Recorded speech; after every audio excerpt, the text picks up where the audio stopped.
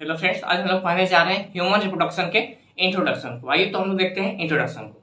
तो अगर 12th के एनसीईआरटी से अगर बात की जाए तो सबसे पहला लाइन आपको यही मिलता है कि humans are sexually reproducing organism and are viviparous. इसका मतलब क्या हुआ कि आप लोग जानते हो कि रिप्रोडक्शन कितने प्रकार के होते हैं, दो प्रकार के, पहला सेक्सुअल और दूसरा एसेक्सुअल, है ना। तो जो ह्यूमंस है वो सेक्सुअल मेथड के द्वारा रिप्रोडक्शन करते हैं और वो विविपेरस होते हैं। ह्यूमंस क्या होते हैं? विविपेरस होते हैं। विविपेरस का मतलब होता है बच्चे देने वाले, है ना।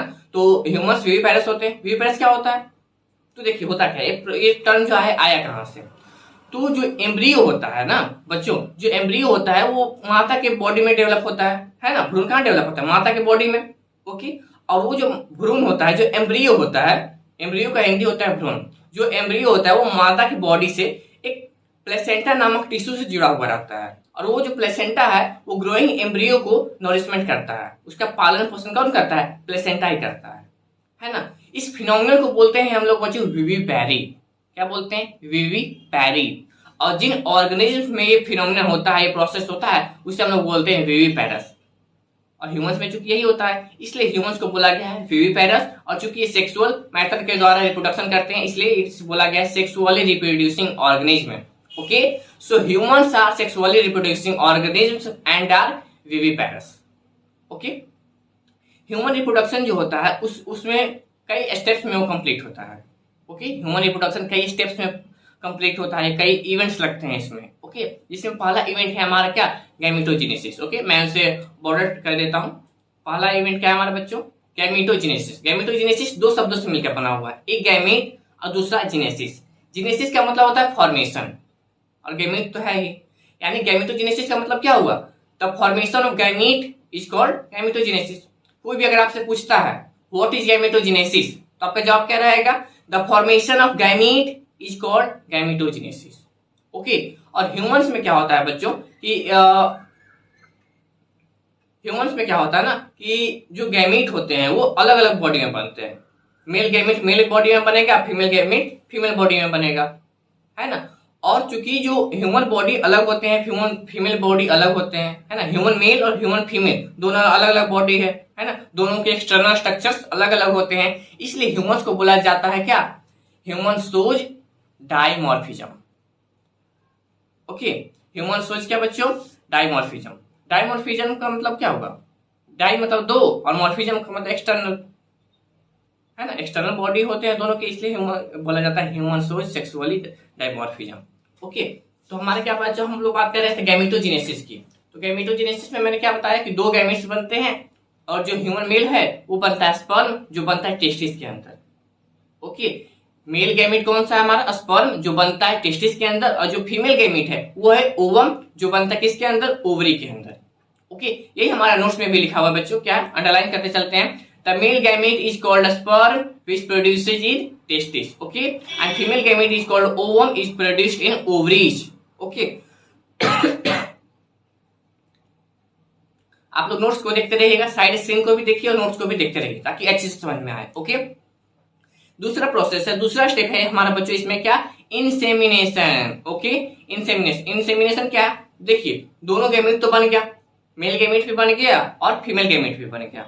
अब मेल गैमेट का फीमेल गैमेट के पास जाना। Okay, the transfer of male gamete to female gamete is called insemination और इजैकुलेशन। ओके, अब देखिए मेल गैमेट तो बना टेस्टिस के अंदर, वो ह्यूमन मेल के अंदर बना, है ना। जो फीमेल गैमेट है वो फीमेल बॉडी के अंदर बना और ओवरी में बना। अब होता क्या है ना, इजैकुलेशन के द्वारा ह्यूमन स्पर्म जो है, human gamete sorry male gamete जो स्पर्म है हमारा वो जाता है वेजाइना के थ्रू, जाता है हमारा ओवम के पास। ओके, और इस जो ट्रांसफर हो रहा है ह्यूमन मेल गैमेट का फीमेल गैमेट में, इसी प्रोसेस को हम लोग कहते हैं इंसेमिनेशन या फिर इजैकुलेशन। ओके, ये था हमारा सेकेंड स्टेप। थर्ड स्टेप की बात की जाए बच्चों तो वो है हमारा क्या? फर्टिलाइजेशन। पहले हम लोग इसे इरेज कर लेते हैं। ओके, एक नहीं इरेज हो पाया। थर्ड स्टेप क्या बच्चा हमारा? फर्टिलाइजेशन।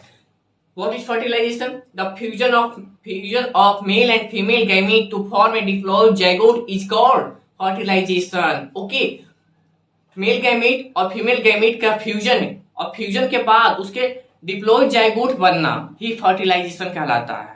देखिए मेल गैमेट जो होते हैं या फिर फीमेल गैमेट जो होते हैं वो कैसे होते हैं, हैप्लॉइड होते हैं, यानी उसमें सिंगल सेट ऑफ क्रोमोसोम्स होते हैं। एक में पैटर्नल क्रोमोसोम्स रहेंगे और दूसरे में मैटरनल क्रोमोसोम्स रहेंगे, और दोनों का फ्यूज होकर, अब देखिए एक हैप्लॉइड है एक हैप्लॉइड है, दो हैप्लॉइड है, दोनों मिल जाएगा, क्या बन जाएगा, डिप्लॉइड बन जाएगा। और वही डिप्लॉइड जो स्ट्रक्चर बनता है उसे हम लोग बोलते हैं जाइगोट। ओके, उसे हम लोग क्या बोलते हैं, जाइगोट बोलते हैं। और इस प्रोसेस को चूंकि ह्यूमन मेल और सॉरी मेल गैमेट और फीमेल गैमेट जो फ्यूज किया उस प्रोसेस को हम लोग बोलते हैं क्या, फर्टिलाइजेशन। ओके, क्या बोलते हैं उसे, फर्टिलाइजेशन कहते हैं। नेक्स्ट स्टेप है बच्चों हमारा क्लीवेज। क्लीवेज क्या है, तो देखिए जो डिप्लॉइड जाइगोट बना, फर्टिलाइजेशन के बाद क्या बना, दोनों जब गैमेट फ्यूज किए तो बना हमारा क्या, जाइगोट। और वो जो जाइगोट है ना वो डिवाइड होते रहता है। ओके, वो 2 सेल से 4 सेल बना, 4 से 8, 8 से 16, 16 से 32, और ये जो सेल्स होते हैं जो जाइगोट बना वो डिवाइड होते होते एक हॉलो एम्ब्रियो का निर्माण करता है, हॉलो एम्ब्रियो का निर्माण करता है। ओके, जिससे हम लोग क्या बोलते हैं, प्लास्ट्यूला, जिसे हम लोग क्या बोलते हैं, प्लास्ट्यूला। और अगर मैमल्स की बात की जाए तो मैमल्स में इसे बोला जाता है प्लास्टोसिस्ट। ओके, मैं इसे अंडरलाइन कर देता हूं, आप लोग देख रहे होंगे स्क्रीन पर, उसे क्या बोलते हैं हम लोग, प्लास्टोसिस्ट। एक हॉलो एम्ब्रियो का निर्माण करता है जिसे हम लोग बोलते हैं प्लास्ट्यूला। और अगर मैमल्स की बात की जाए तो मैमल्स में ये चीज कहलाती है प्लास्टोसिस्ट। ओके, नेक्स्ट हमारा प्रोसेस है बच्चों, 5th स्टेज है हमारा क्या, इम्प्लांटेशन। इम्प्लांटेशन क्या है, तो मैंने आप लोगों को शुरू में ही बताया कि जो एम्ब्रियो है वो प्लेसेंटा के द्वारा फीमेल बॉडी से अटैच रहता है ना। तो वही यहाँ पे हमारा लिखा हुआ है, the blastocyst get attached with endometrium of uterus in mother's body and phenomenon is called implantation. Okay, इसी कारण से भी पेरिस कहा जाता है ह्यूमंस को, है ना। होता क्या है कि जो एम्ब्रियो बना, जाइगोट से क्या बना, एम्ब्रियो बना, एम्ब्रियो से क्या बना, प्लास्टूला, जिसे हम लोग मैमल से बोलते हैं प्लास्टोसिस्ट। तो ये जो प्लास्टोसिस्ट है ना वो फीमेल बॉडी से प्लेसेंटा के द्वारा अटैच हो जाती है ना, उसके एंडोमेट्रियम से अटैच हो जाती है। इस प्रोसेस को ही हम लोग बोलते हैं क्या, इम्प्लांटेशन। इस प्रोसेस को हम लोग क्या बोलते हैं, इम्प्लांटेशन। तो अब तक 5 स्टेप्स हो चुके हैं। पहला क्या, गैमेट्स के बनना, गैमेटोजेनेसिस। फिर हुआ हमारा क्या, ट्रांसफर होना, जिसे हम लोग बोला गया, सॉरी मेल गैमेट का फीमेल गैमेट की ओर जाना, फीमेल गैमेट के पास जाना, ट्रांसफर होना, जिसे कहा गया इंसेमिनेशन। थर्ड हुआ फर्टिलाइजेशन, दोनों गैमेट्स का मिलना, फ्यूज होना। फिर फोर्थ हुआ हमारा क्या, क्लीवेज, जिसमें वो जो जाइगोट बना वो डिवाइड करता गया, 2 से 4 बना, 4 से 8, 8 से 16, इस प्रकार से वो निर्माण के एक हॉलो एम्ब्रियो का, जिसे हम लोग बोलते हैं प्लास्ट्यूला। मैमल्स में प्लास्ट्यूला को बोलते हैं प्लास्टोसिस्ट। ओके, और उसके बाद क्या हुआ कि वो जो हॉलो एम्ब्रियो बना प्लास्टोसिस्ट, वो क्या हुआ कि मदर्स बॉडी के एंडोमेट्रियम से अटैच हो गया, और किसके द्वारा अटैच हुआ, प्लेसेंटा के द्वारा। प्लेसेंटा क्या करता है, इस ग्रोइंग एम्ब्रियो को नरिशमेंट देता है, उसका पालन पोषण करता है ना। तो ये कहलाया हमारा क्या, इम्प्लांटेशन। अब आगे जो हमारा है स्टेप वो है हमारा क्या, जेस्टेशन, उसे हम लोग देखते हैं। नेक्स्ट हमारा क्या है, जेस्टेशन। जेस्टेशन क्या है, आप लोग जानते होंगे कि जो ह्यूमंस होते हैं वो 9 मंथ्स में अपना जेस्टेशन पीरियड कंप्लीट करते हैं। जेस्टेशन पीरियड का मतलब क्या हुआ, एम्ब्रियो तो बन गया हमारा, है ना, और एम्ब्रियो कहाँ से अटैच हो गया, मदर्स बॉडी से अटैच भी हो गया प्लेसेंटा के द्वारा।